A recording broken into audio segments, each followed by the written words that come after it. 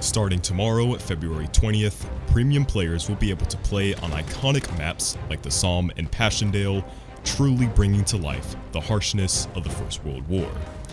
Now this video is going to mainly go over all of the details and content that we'll see in tomorrow's release. Most of you who are already watching and spent time on the CTE already know, so feel free to skip this video if you know of the DLC content. Well then, let's go ahead and get started.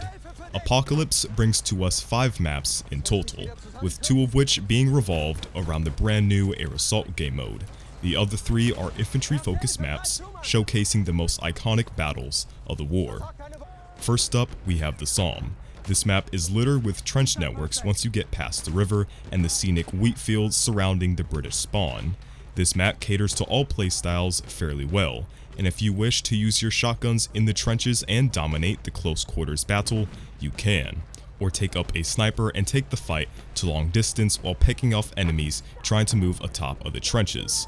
The Somme has come a long way since its initial build on the CTE, with lots of cover and means to traverse and break out of spawn traps. Moving on to Passchendaele, I'll keep things short and sweet and say that this map is the essence of World War I. Littered with mud and pools of water which look like they carry the remnants of gas, trees stripped of every branch and leaf, and buildings laying in ruins.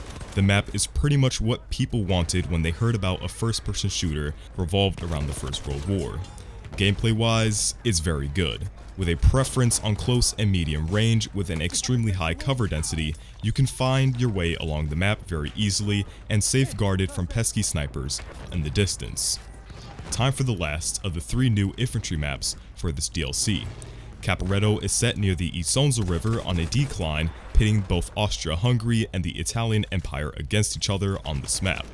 Now this map received quite a bit of hate due to the fact that the attacking team on Conquest Assault remains locked in their spawn and farmed as soon as they come down the mountain.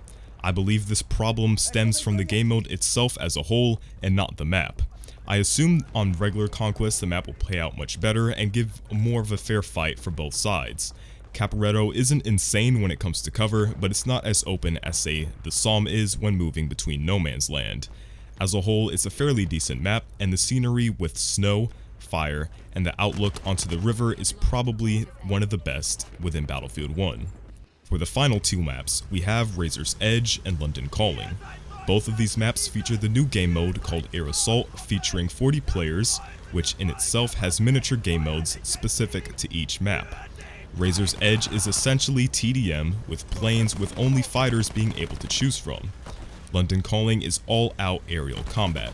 From airship versus airship behemoth combat, every plane within Battlefield 1, including the C-class airship, is available to be played. In my opinion, this is the more enjoyable of the 2 maps. Many game modes on this map include defending and attacking a behemoth and behemoth versus behemoth game modes. But if you're not too keen on aerial combat, then these maps aren't your cup of tea, which is understandable. Along with the 5 new maps, Apocalypse brings to us 6 new weapons to unlock and choose. For Assault class, you have the RSC SMG, which is a 9-round submachine gun boasting extremely high damage per shot. You can 3-shot kill within close quarters, but treating this gun with a slower playstyle will give you the most success, as the reload is quite long with this weapon. For Medic comes the Howl automatic rifle. It's basically an SMLE with semi-automatic capabilities. This weapon offers a large magazine of 21 rounds, and you could spam fire this weapon and still maintain fairly good accuracy. It's a good gun when equipped with the sniper variant or with AA sights. Support brings to us the MG08-18 light machine gun.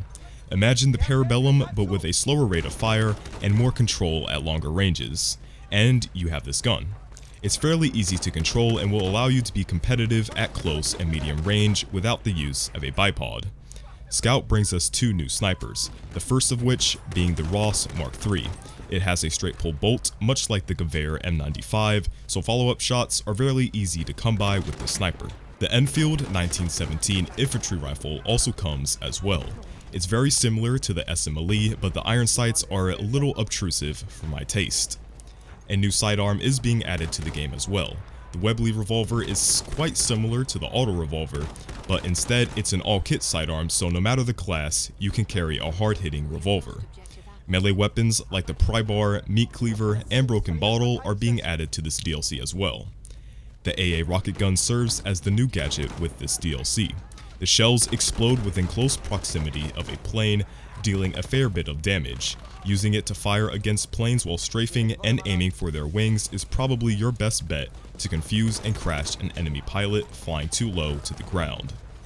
This DLC also brings to us 2 new bombers, the Hansen Brandenburg GI and the Airco DH-10.